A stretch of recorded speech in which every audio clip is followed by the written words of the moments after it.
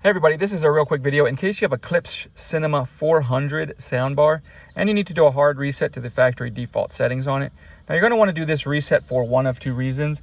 The first one is troubleshooting in case you're having any issues with this soundbar not connecting to your device or not syncing or pairing to Bluetooth or connecting to the network or anything like that. A factory reset can fix a lot of those issues. Now the other reason you might want to do this is just for whatever reason where you might want to delete all of the pairing history, all of the connection history, and all of the settings so that you can set this up basically like it's new coming out of the box. We can do that really easily. All we need to do is come over here on this side of the soundbar and find the power button and the source button right next to it.